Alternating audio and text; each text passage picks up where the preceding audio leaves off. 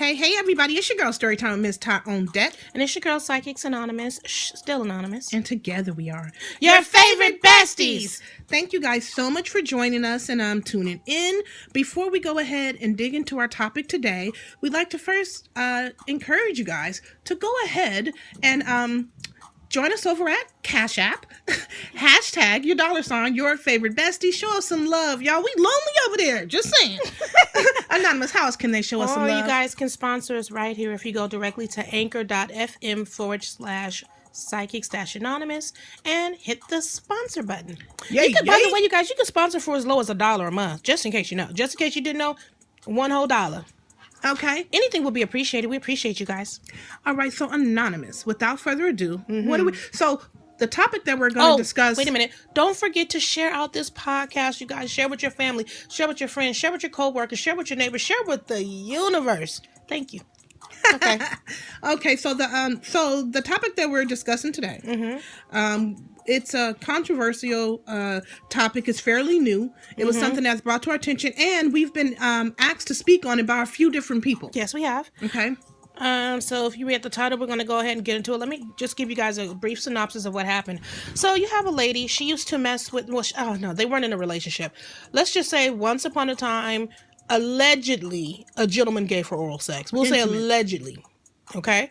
Now, so I guess she's at his house. She leaves and another male is over. I believe it's alleged that it's his male cousin. So she said that she left her cell phone there. Pause. Can I ask you the lady's name? Oh, I'm sorry. Okay. Her name is Jane Wafield, and this story comes out of Indianapolis. Okay. Okay. So Jane Wafield. So Jane was in a relationship. Well, she was not in a relationship. Jane had an intimate relationship. An intimate encounter one time. It was not a relationship. She allegedly had an intimate encounter one time with one of the gentlemen that was in the house of where she left her cell phone.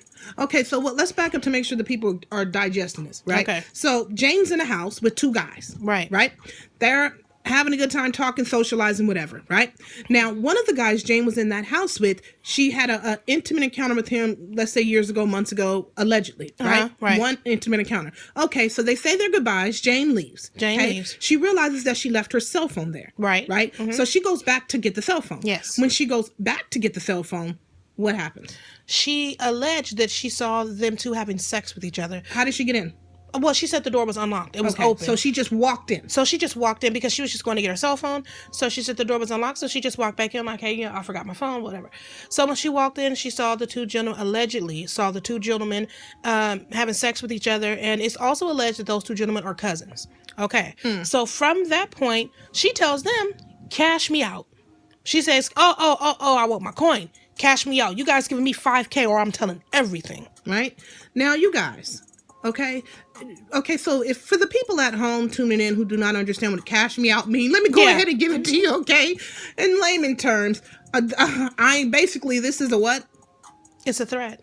Well, yeah, not just a threat, but she's trying to extort money from these two gentlemen. It's an extortion. Okay? She's basically saying, what I saw you guys doing, in her eyes, she deems it as wrong. She deems it as a valuable enough secret to expose. Right. Okay. So we're going to be digging into the whole I'm going to expose you part of this shortly. So you guys hang on. Okay. But that's what she means when she says, cash me out. You're going to pay me to keep this secret or I will not keep it. That's exactly what that means. Okay. Right.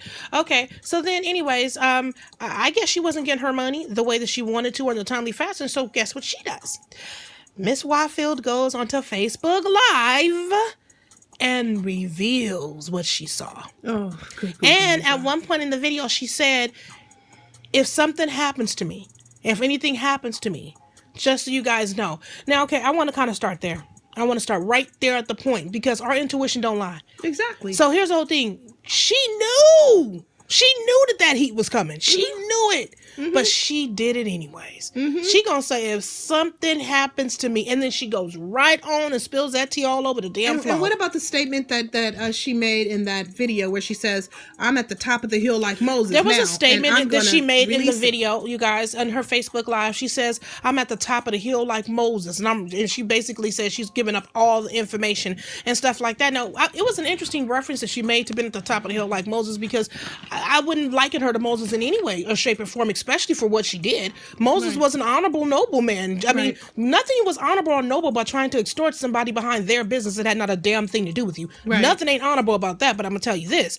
When she made that reference, she should have thought about it because Moses is dead. Yeah. Okay? Now, you don't say you at the top of the hill like Moses. We all know that he's at home with the Father. Right. Now, did you want to go home with the Father when you made that statement? Like, what? I don't think that there's a part of me that thinks that she was really not grasping the severity of what she did. Right. Because at one point she says, if anything happens to me, but it's like somewhere in her mind she's thinking it's probably not going to happen. Yeah, but it's because it's like, why would you? Well, anyways, go ahead, story time.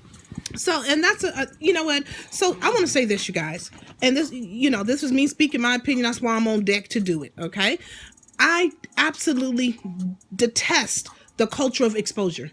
I do not agree with it at all. I don't even like the show Cheaters and never did. And the reason why is because I don't like the idea of someone feeling like they have the right to expose your business. You do not have the right to expose anything, okay? And then to extort me? Oh, hell that's no. worse. There are a couple exposures that are okay. Well, yeah, okay. There are a couple of exposures that are okay. Anytime it has to too. do with children, it's okay to expose. Let's see. Elders, if somebody's abusing it's an okay elder, to expose. Domestic that. violence situation, it's okay to expose. So there are exposures that we are okay with and we agree with. Yeah. And all those fall into the category. However, what we're saying here is that we don't agree with any exposure involving two grown consenting adults. Right. They're adults. If there's two grown consenting adults, that's not your business. That is not your business. You know what it reminds me of? Two cases. Just the fact that one you want to speak on. Well, one that I want to speak on is so go ahead, start time. I'll let you speak on the case that reminds you. This reminds me of a Lifetime movie that you and I both watched before, and I think if I pronounced the last name wrong, I'm sorry in advance. But it's the Gwen Herrero. Araujo. Gwen Araujo story. If you guys haven't watched that, check out Lifetime. If you guys have seen it, you guys can touch your heart because you guys know exactly where we're going with this. Let me tell you guys, it's a real tearjerker for us. It definitely was. It's a story about it was a trans woman. Okay, so he was born as a man, and he, his mother said that he was always like a female, always. So he transitioned into a female. I don't think he had the full surgery though, because he didn't do the bottom part. I'm sorry. I got to work on the I know that. Pronounce. You guys forgive me at home because I'm trying to. I correct you because I know make you sure don't mean I work offense on the correct pronouns. Okay, guys. But anyways, so Gwen was born a male and transitioned into a female. Okay. Now, what happened with Gwen? Beautiful energy, beautiful spirit person inside and out. Okay. She was at this. She used to go to some kind of place. Was it like a bar type area? Or what was it? It was something where they played pool and that type of thing. She used to go there with the woman. She knew a woman, but she didn't know. They weren't personal friends like that. Right. They weren't besties or anything. Not at all. But she did know her. Acquaintances. There you go. They were acquaintances. They hung in the same circle, and it was a whole group of guys. Now, the reason why Gwen went there is because there was a guy she was dating, and the guy, she was getting to know more about him, and so he was having her be around his group. The guy was having her be around his friends. Right? The guy was having Gwen come around his friends. Because remember the five guys? It wasn't a guy, it was a woman. He didn't go there with her. I mean, Gwen didn't go there with that girl. Yes, I thought she did. No, I thought she went there because of that guy, or that guy met her there. The guy met her there. Long story short. She went there with the acquaintance lady from the bar. Okay, so long story short, she was there. She met this guy. I think the acquaintance lady was jealous of Gwen for sure. I think so, She was definitely jealous of Gwen.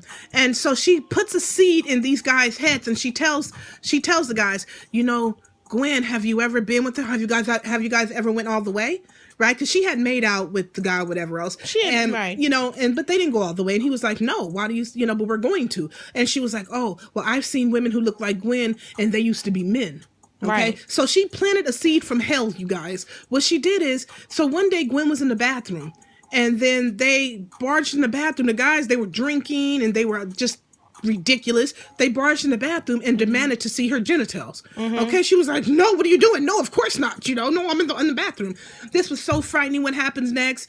Anybody would have been terrified. Okay, long story short, the five guys end up grabbing Gwen out the bathroom. She's screaming and crying. She's looking in shock, terrified like anybody would be. They start beating her unmercifully. They grabbed Gwen and took her and to this wooded area. They beat her for 5 hours straight and they beat her to death. They murdered Gwen. Okay. Yeah. After they were finished, the bastards went and had breakfast. Yeah. They went somewhere like an IHOP and ate breakfast after they were finished. Okay, they did. And when it all came said and done, the girl, I think she should have been charged and served time. I think so too. She should have been charged too. She didn't serve not one day of time. She did not. She got away with it. And Gwen's mother was devastated because she said Gwen, her daughter was like her. They were like sisters. Because they were just very close. They had such a tight bond. Not sisters. Maybe she said best friends. Not sisters, but like very close. Right. Okay. The point that I bring this story up is to say this. For the lady who outed, who said, I'm at the top of the hills like Moses, there's absolutely nothing you did that was notable. No, it wasn't. Nothing you did. You should have compared yourself to Moses. No way. They could have been killed based on that. They could have come to suicide based on something like that. That was a horrendous thing that she did. Now, while I have... and we're not so far removed from the Gwen Araujo story. I just want to say in terms of time, you guys, I believe the story came out in 2000. I can't remember when. It was like 2000. It was 2000, but I'm saying this because we're only in 2020. We're not so far removed from that happening. No, we're not. Let's keep that in mind. And if you look at the news and you look at the statistics, trans people die every single day. Now these and they're not. It's not all over the news, not all over the media necessarily. But guess what? It's still a real thing. Not just trans people, gay people, LGBT. That's what I was going to say too. Members of the community every single day, y'all. So we're not that far removed from that. Right. And so let me just say this too, also story time, because I kind of want to bring this thing back around to the story that we're currently talking about with what's her name? Wafield, about Jane Wafield. Okay, so what ends up happening is, so she basically says, cash me out or I'm going to tell everything. So let's move up to her Facebook Live. After she made the Facebook Live telling all the story and said, if anything happens to me, I just want to put it out there that, if anything happens to me, you guys know. So after that, sometimes after that, it looked like a scene from a car accident. They said that she was murdered in a car accident. Right now, they're not directly saying 100% that it was because of the Facebook Live, but it looks like that she was in fact killed because of her exposure. Okay, because of her exposing this. Now, so it's alleged that the two gentlemen. It is alleged that the two gentlemen killed her. Okay. Now, and it was a car accident. It's alleged the two gentlemen killed her because of this whole exposure that she felt like she just had to do. Well, this is one thing that I will say, Anonymous. It's a travesty that she had to lose her life. However, my sympathy's not with her because she's made some horrible choices that she just had to bear the fruit of, okay? All right, my absolutely. sympathy is the fact that she has people who love and care about her that are going to miss her, and she could have avoided this, but she chose the latter. Avoided. Okay, she could have completely avoided. Also, my sympathy goes to these guys because they felt like they were pushed against the wall and they had no way out. You know what the saying goes: if you push someone against the wall, and if they feel like they ain't got no way out, they coming out fighting. That's right. Okay, that's they felt like they had no other way. She took apart a family and separated it. She divided a family. She ruined people in different ways that she just didn't have to do. And here, keep in mind, you guys, we're not talking about a lady who plays nicely here. This woman was extorting them. Right, this was $5,000. Pay me or else. Think about that. Pay me or else. And let's keep in mind, she cared no never mind for their lives. She could have had them killed by exposing them. And again, we're not that far from the Gwyneth Araujo. There are a million and one other stories. And the thing is, and even in 2020, people still are being murdered for being part of the LGBT community. Facts. Anonymous, this is a very, very good point. But this is an opportunity for us to also just touch on very quickly. I want to talk about. Yeah. Okay. So another thing that I want to talk about. Now, this is a very a familiar story. Something. Well, it wasn't about extortion, but what happened is, you guys. I don't know if you guys are familiar with the DL detective. I first saw him here on YouTube a few years back. So he would go around. Can you tell people at home, for those who are not familiar with the DL detective, what that means? I'm sorry, the down low detective. This is a guy. Actually, I should be saying she now because she transitioned into a woman. But back when he was he. No, let's just talk about when he was a guy. Okay. His name was Markeithus. I can't remember the last name. But what he used to do is he used to go around and set up cameras. And as he would go on dates with these alleged straight men, when they were having sex, he would set up a camera in a room. And then guess what he would do? He would go expose them to whoever their loved one was. He would expose them and basically just have it on out there. And he called himself the DL detective, the down low detective. So if you were a man who had not come out of the closet and you were having sex with men, he would go and he would expose you. He's exposed pastors. He's exposed most prominent men, and he's got a lot of hate for it. In fact, one of the last guys that before he transitioned, one of the last guys that he exposed shot him in the stomach. He tried to kill him. That guy said, I can't get exposed. I got too much. People know me. I guess the guy was in some kind of position of power. He was married. He had a wife, I believe. And this guy said, no, you can't expose me. And the guy shot him in the stomach and tried to kill him. He didn't die, obviously, because he's now transitioned to she. I forgot the current name. But so what I wanted to bring that up for is this. That is a very, very, very, very dangerous job. And not only is it a dangerous job, well, he wasn't getting paid to do it. He was doing it because he wanted to do it. He was doing it because he was messy. He was doing it because he wanted to do it. This whole, I will expose you. Like, my thoughts on that are this. I just don't understand what people feel like gives them the right.